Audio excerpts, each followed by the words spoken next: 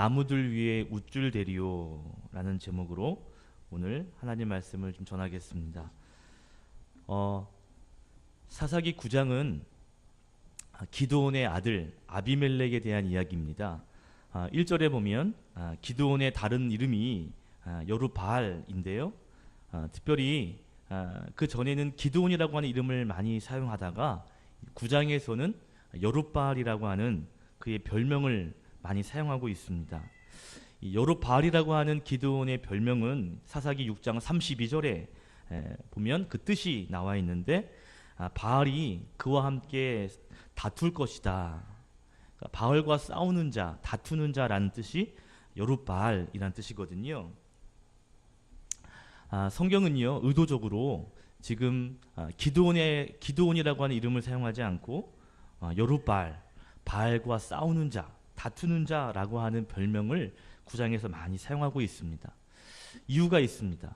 그 아들 아비멜렉과 비교하기 위함입니다. 기드온은 바알과 다투고 그리고 6장에서 보면 바알의 신상을 부쉈던 그런 사람이었다면 그의 아들 아비멜렉은 오히려 반대의 모습을 가지고 있죠. 특별히 4절에 보니까 바알브릿이라고 하는 단어가 나옵니다. 이 바알브릿이라는 단어는요 바알과 언약을 맺는, 즉 언약의 관계에 있는 이런 뜻입니다. 그러니까 한마디로 말하면 바알이라는 뜻이거든요.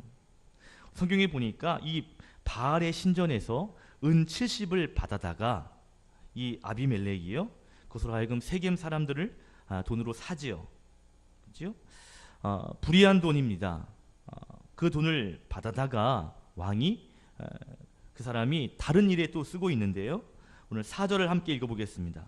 9장 4절 시작. 바알브릿 신전에서 은 70개를 내어 그에게 주매 아비멜렉이 그곳으로 방탕하고 경박한 사람들을 사서 자기를 따르게 하고. 다른 성경에 보면 이렇게 번역했습니다. 바알브릿 신전에서 은 73개를 내어다가 아비멜렉에게 주었다. 아비멜렉은 그 돈으로 할 일이 없는 건달패를 사서 자기의 졸개로 삼아 거느렸다 라고 말합니다. 그러니까 방탕하고 경박한 사람들이라는 단어를 건달패라고 번역한 것이죠.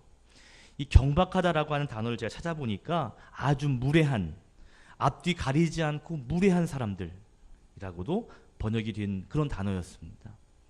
그러니까 지금 바알의 신전에서 돈을 받아다가 그 돈으로 이 아비멜렉이요 아주 불경건한 사람들, 아주 무례하고 막 힘쓰는 건달패들을 사가지고요 그 뒤에 5절에 보면 자기의 형제들을 죽입니다. 2절에 보시면 아버지 기드온이 70명의 자녀를 낳았거든요. 그런데 그 밑에 이제 5절을 보시면 아비멜렉이 그 바알의 신전에서 받은 돈으로 불량배를 샀잖아요. 건달패를 사서 그것을 그 사람들로 하여금 형제 70명을 바위 위에서 죽이게 했다라고 성경이 기록하고 있습니다. 그러니까 지금 아비멜렉의 모습을 보면 불의하게 돈을 받고 또 불의하게 사람을 사용하고 또 불의한 짓을 그렇게 저지르는 참 잔인한 사람이라는 것을 성경에서 보여주고 있죠. 아버지 기드온과는 완전히 다른 모습을 보여주고 있습니다. 그래서 성경은 의도적으로 기드온이라고 하는 이름을 사용하지 않고 그의 별명인 여룹바알이라고 하는 이름을 통해서 완전히 다른 부자의 모습을 대조하고 있는 것입니다. 또 다행스럽게도 70명 가운데 한 명이 살아남았죠. 5절에 보니까 기드온의 막내 아들 요담이라고 하는 아들이 살아남았습니다. 이 요담이라고 하는 이 사람이 나중에 살아남고 보니까 자기 형제 이 아비멜렉이 왕이 된 겁니다. 너무 부당하지요.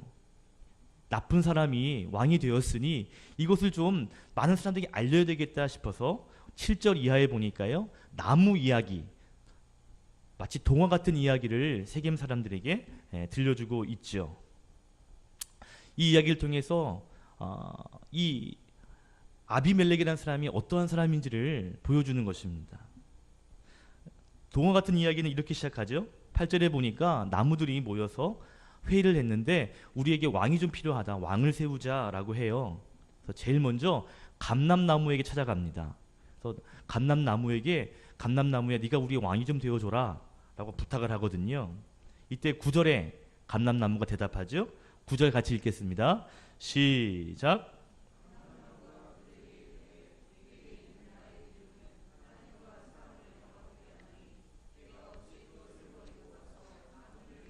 우쭐대리오 한지라. 아멘. 감람나무는 올리브나무를 말합니다. 올리브나무는 올리브 기름, 올리브를 통해서 기름이 나거든요. 내 기름이 하나님과 그 사람들을 영화롭게 하는데 내가 이 기름 만드는 이 일을 그만두고 내가 다른 나무들 앞에서 우쭐대리오 라고 말하지요. 그래서 거절합니다. 왕이 되기를 거절해요. 자, 10절에 보면 이제 이 나무들이 무화과 나무를 찾아갑니다. 그리고 역시 똑같이 우리의 왕이 되어달라라고 이야기하거든요. 11절에도 거절하죠. 11절 같이 읽겠습니다. 시작. 무화과 나무가 그들에게 이르되 나의 단 것과 나의 아름다운 열매를 내가 어찌 버리고 가서 나무들 위에 우쭐대리오 한지라. 아멘. 내가 나에게 주신 그런 달란트 그런 것들을 버리고 어찌 우쭐대리오 라고 역시 거절합니다. 12절에 보면 나무들이 포도나무에게 가서 또한 왕이 되어달라고 부탁을 하죠. 역시 13절에 보시면 포도나무도 정중하게 거절합니다. 하나님 기뻐하시는 또 사람이 기뻐하는 포도주를 내가 버리고 어찌 내가 나무들 위해 우쭐대리요 라고 아주 정중하게 거절하죠. 이 세 나무, 감람나무, 무화과나무 그리고 포도나무는요 모두 동일하게 거절합니다. 내가 하나님과 그 사람들의 영광을 나타내는 그런 달란트를 버리지 못하겠다. 왕이 될 수 없다. 우쭐댈 수 없다라고 이야기하지요. 우쭐대지 않겠다라는 것입니다. 이 우쭐대다라는 단어는요 다른 성경에 보니까 으쓱으쓱대다라는 뜻이고요. 옛날 성경에 보면 요동하다라는 뜻입니다. 요동이 뭐죠? 흔들리는 거예요. 제가 원어 성경을 찾아보니까 뒤흔들다라는 뜻입니다. 무슨 말이냐면요. 내가 어떻게 우쭐대리요라는 것은요. 그냥 어깨만 으쓱으쓱대는 정도가 아니라 위에 굴림해서 그 약한 자를 뒤흔드는 그래서 함께 흔들리는 그러한 모습이 바로 요동하다, 우쭐대다라는 뜻입니다. 그러니까 감람나무, 무화과나무, 포도나무는요. 내가 왕이 되어서 굴림하고 약한 자를 뒤흔드는 그러한 것은 하지 않겠다라고 말했다는 것입니다.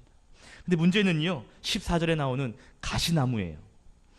가시나무에게도 왕이 되다라고 이야기했더니요. 15절에 가시나무의 대답을 함께 읽겠습니다. 15절 시작.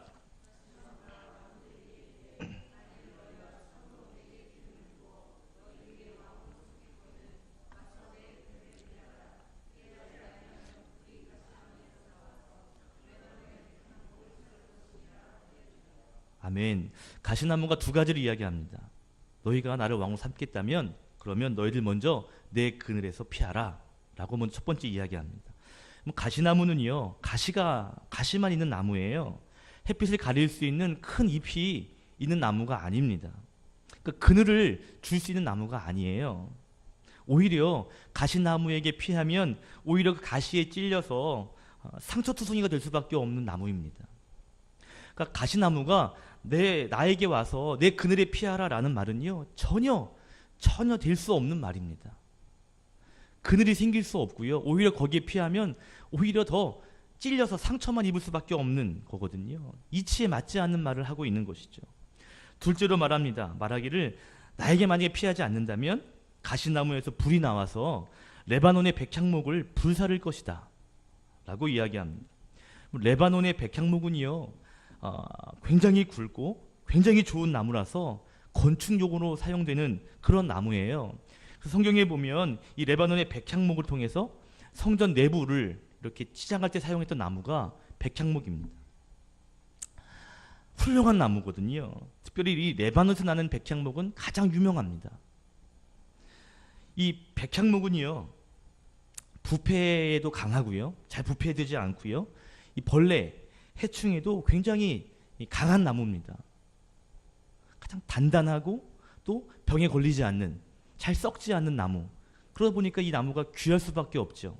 이 나무는요, 뭐 좋은 거 건축할 때 사용되는 그러한 나무예요.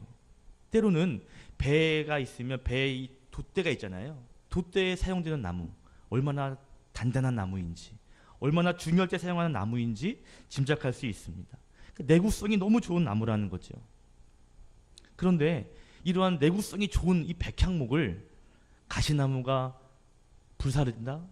이것도 역시 이치에 맞지 않는 말인 것이죠. 그러니까 지금 이 가시나무가 전혀 이치에도 맞지 않고 허풍을 부리며 으쓱대며 그리고 위에서 군림하려고 하는 그러한 모습을 오늘 이 가시나무의 대답을 통해서 말해주고 있는 것입니다. 가시나무는 정말 가치가 없습니다. 백향목과 비교하면 가치가 없는 나무예요. 땔감으로도 사용하지 않는 나무랍니다. 한마디로 말하면 가치가 없는 무가치한 나무거든요. 요담은 이렇게 무가치한 가시나무가 바로 아비멜렉이다. 그래서 이 아비멜렉, 이렇게 무가치한 사람을 왕으로 세우는 것이 얼마나 어리석은 일인지, 얼마나 바보스러운 일인지를 오늘 세겜 사람들에게 고발하고 있는 것이죠. 16절 이하에 보면 이렇게 말합니다. 아비멜렉을 왕으로 세우는 일이 그것은 좋은 일이 아니다, 의로운 일이 아니다 라고 이야기합니다. 그러면서 기드온, 그 아버지에게 선대하는 것, 그것이 이 아들 이 아비멜렉을 세우는 일이 결코 아니다 라고 이야기해요.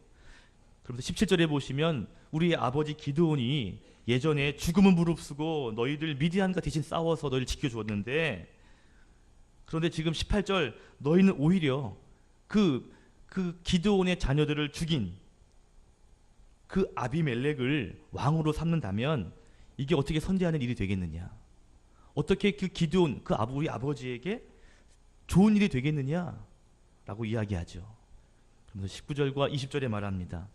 너희가 아비멜렉을 세우는 일이 기드온에게, 아버지에게 좋은 일이었다면, 그렇다면 너희도 기쁨이 될 수 있겠지만, 그러나 만일 그렇지 않다면, 아비멜렉을 세운 일이 그것이 기쁜 일이 아니라면, 의로운 일이 아니라면, 그러면 세겜 사람들과 밀로 사람들을 태우는 일들이 있을 것이다 라고 오늘 이야기합니다. 실제로 마지막에 보면, 사사기 9장 끝을 보면 결국 요담의 저주가 그들에게 응하니라 라고 성경이 끝나고 있습니다. 오늘 성경이 말해주는 것은요, 기드온과 다른 아비멜렉의 모습을 보여주고, 아비멜렉은 사사가 될 수 없는, 왕이 될 수 없는 사람이라는 것을 묘사하고 있는 것입니다. 어떤 모습이었죠? 바알의 신전에서 나오는 돈을 받아다가 불량배를 사고 그것을 가지고 자기 형제들을 잔인하게 죽이는 일을 합니다. 그리고 자기는 왕이 되겠다고 우쭐대고 있는 모습을 성경은 고발하고 있는 것이죠. 겸손도 없고요, 자비도 없습니다. 어제 오늘 우리 다은이의 장례식을 잘 마쳤습니다. 장례식을 가거나 또 장례식의 예배를 집례하다 보면 많은 생각들이 이렇게 나곤 하거든요. 특별히 생명과 죽음이 정말 하나님 손에 있다는 것을 다시 한번 보게 되고요. 또 장례를 보면서 역시 천국은 있다, 소망은 있다라고 하는 생각도 듭니다. 특별히 장례식장에 가서 이렇게 보고요, 또 화장하는 모습을 보면 참 사람이 참 아무것도 아니다, 진짜 한 줌 흙밖에 안 되는구나 라고 생각하게 됩니다.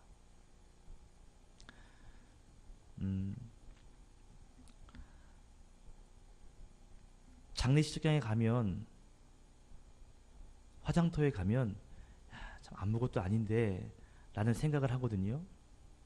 나도 저런 모습일 텐데 라는 생각을 하잖아요. 겸허하게 됩니다. 근데 신기하죠? 그런데 왜 세상에 나가 살 때는요, 왜 그런 마음이 들지 않는 걸까요? 때때로 내 자신이 대단한 것 같고 능력이 많은 것 같고 내가 뭐든지 할 수 있을 것 같은 그런 착각에 살 때가 있습니다. 죽음 앞에 서면 아무것도 아니구나 하는데 죽음을 좀 보지 못할 때에는요, 왜 이렇게 오래 살 것 같고, 그렇죠? 천년만년 살 것 같은지. 지혜롭다는 솔로몬의 고백처럼 인생이 안개와 같은데, 안개 아시죠? 안개가 자욱하다가 해가 뜨는 순간 안개는 싹 사라집니다. 죽음이 멀리 있는 이야기가 아닌데, 그런데 이상하게도 우리는 죽음과 거리가 먼 사람인 것처럼 하루하루를 살 때가 있는 것 같습니다. 주님 만나는 날 기약 없거든요. 언제 주님 만날지 모르는 인생을 우리가 살고 있거든요. 다은이가 살아있을 때 마지막 날 전화를 받고요. 아침에 이제 급하게 달려갔어요. 갔더니 숨을 쉬는데 우리 사모의 표현에 의하면 여기서 홀딱홀딱 숨 쉬는 거예요. 요거 하나가 딱 멈추면 끝나는 거거든요. 요 가슴으로 콩닥콩닥 숨을 쉬고 있더라고요. 우리들의 삶이 그렇지 않을까요? 우리들 삶도 비슷하거든요. 희한하게 그렇게 죽음과 위기 앞에 서면 정말 하나님의 위대함이 보이고 나의 약함이 보이는데, 그런데 세상에 나가 살다 보면 우리는 마치 아비멜렉처럼 살려고 할 때가 있는 것 같습니다. 무슨 말인가 하면요, 이런 거예요. 아비멜렉은 가시나무처럼 비교되었잖아요. 겸손함도 없고 자기의 약함을 보지 못합니다. 다른 나무들은 나에게 어떤 것이 있는지를 알고 겸손하게 거절하는데, 가시나무는요, 내가 어떤 것이 있는지 제대로 알지도 못하고 허풍을 떨죠. 내가 이렇게 그늘이 될 수 있고 내가 백창목도 불사를 수 있는 그런 능력이 있는 사람이라고 큰 소리를 치는 것이 가시나무였습니다. 자기의 약함을 보지 못하는 그런 사람이 어쩌면 아비멜렉 같은 사람이라 할 수 있겠습니다. 사람들은요, 이렇게 착각하는 것 같아요. 내가 좀 많은 걸 가지고 있으면 좀 대단한 사람처럼 보이는 것 같습니다. 내가 좋은 차를 타면 그러면 대단한 사람처럼 그렇게 느껴지는 것 같습니다. 좋은 집에 살면, 좀 평수 넓은 곳에 살면 내가 대단한 사람인 것처럼 착각합니다. 좋은 곳을 가지면, 좋은 귀금속을 가지고 있으면 그러면 나도 빛나는 줄로 압니다. 교인들도 그렇습니다. 큰 교회를 다니면, 유명한 교회를 다니면 좋은 신앙인 것처럼 착각합니다. 물론 섬기는 교회에 대해서 자부심을 갖는 건 너무 좋은 것 같아요. 그러나 그런 교회이기 때문에 내 신앙도 그런 거겠지라고 말할 수는 없다는 것이죠. 내가 선교 많이 하는 교회 다닌다고 내가 선교하는 사람은 아닙니다. 내가 전도하는 교회에 다닌다고 내가 전도하는 사람이 아닌 것처럼 교회의 모습과 또 내가 가지고 있는 것을 가지고 내 신앙이다, 내 모습이다라고 말할 수 없다는 것이죠. 아비멜렉이라는 사람, 자기의 모습을 세겜 사람에게 드러내고자 했습니다. 가시나무처럼 우쭐대고 으스대려고 했습니다. 최고가 되기 위해 자기 가족들을 죽이는 사람이었습니다. 저는 아비멜렉의 모습 보면서 이런 사람이 떠오르더라고요. 창세기에 나오는 가인이요. 자신을 드러내기 위해 동생을 무참하게 죽이는 형 가인의 모습, 그 모습이 아비멜렉의 모습과 이렇게 오버랩이 되더라고요. 사실 우리는 아비멜렉처럼 잔인한 사람들이 아니잖아요. 가인처럼 그렇게 그런 사람도 아니에요. 사람을 죽이거나 해코자 하지 않습니다. 그런데 여러분 잘 생각해 보시면 나를 힘들게 하거나 내 자존심을 건든다거나 내 치부를 들추면 우리는 가인과 또는 아비멜렉의 마음 같은 그런 것들이, 그 쓴뿌리가 우리 안에서 계속 용수름 칠 때가 참 많습니다. 죽이려고 하진 않지만 미워하는 마음이 가득할 때가 있습니다. 오늘 장례를 마치고 돌아와서 식사를 하고 있는데 어떤 동기이고 친구인 목사님이 평촌에서 사역하거든요. 가까워요. 5분밖에 안 걸려요. 오랜만에 와가지고 한 1시간 정도 서로 이야기를 했습니다. 그 친구가 저랑 대학 동기부터 시작해가지고요 20년이 된 친구예요. 그러니까 오래됐죠. 이 친구가 얼마나 착한 친구냐면 20년 동안, 거반 20년 되거든요. 내년이면 20년 되는 것 같아요. 20년 동안 화를 낸 적을 한 번도 본 적이 없습니다. 얼굴 빨개진 적도 본 적이 없습니다. 교회에서 얼마나 헌신하든지 전에 인천에 있던 교회에서 혼자 결혼을 못하고 저보다 더 늦게 결혼했어요. 근데 그 친구가 얼마나 교회에 충성되고 착한지 교회에서 방을 얻어 교회에서 이제 전임이니까 전임 목사니까 이제 방을 얻어 주진 못하고 교회 저 구석에 있는 지하에 있는 방을 하나 줬거든요. 근데 가보니까 이 지하에 물이 막 새가지고 바닥에 곰팡이가 가득한 거예요. 이 친구 이 찬양을 잘하고 찬양 앨범까지 낸 친구인데 그런데 기침을 하고 그러니까 장로님들이 무슨 일인가 하고 가본 거예요. 가봤더니요 바닥에 곰팡이인데 거기서 2년 동안을 아무 말 하지 않고 살았어요. 착하죠. 우리 같으면 저기 목사님 저기 방 좀 어떻게 좀 해주세요. 못 살겠어. 이럴 만도 한데 그냥 콜록콜록 하면서 그냥 2년을 버텨요. 그러니까 장로님이 하도 보고 깜짝 놀라가지고 자기 돈을 해줘가지고요 방을 하나 얻어줬습니다. 얼마나 이게 감동이 되든지. 성질도 뭐 낼 줄 모르고요 화도 낼 줄 모르고요 인상도 찍을 줄 모르는 친구예요. 늘 한결같은 친구예요. 오늘 찾아왔는데요 이런 얘기를 하는 거예요. 야, 오 목사, 아니 전임 사역자가 파트 사역자가 들어왔는데 나이는 나보다 몇 살 어린데 우리보다 몇 살 어린데 전도사가 목사를 시켜야? 목사님 현수 목사 같이 달죠? 이러면서 현수 목사가 달자 그러고 운전하게 되면 이제 차를 가지고 이제 뭐 담임 목사를 모시고 나가서 운전하게 되면 그러면 이제 보통 이제 좀 나이가 어린 전도사들이 와서 목사님 제가 운전하겠습니다. 키 주세요 하고 운전하잖아요. 그런데 자기는 어련히 안 하는 양 형이고 선배인 목사님 보고 운전하라 그러고요. 자기는 뒤에 앉거나 옆에 앉거나 그러면서 담임 목사님하고 얘기나 하고 막 그런다는 거예요. 지금 3년을 그러고 있다는 거예요. 3년 동안을. 이 친구가 어떻게 해야 되냐. 아니 말을 해도 말 되지도 않고 모든 일이 다 그렇다는 거예요. 9시에 출근인데 늘 9시 반에 오고 죄송합니다. 그리고 늘 9시 반에 오고 수련회를 가야 되는데 교역자들 세미나를 가야 되는데 막 1시간씩 늦고 늘 그렇다는 거죠.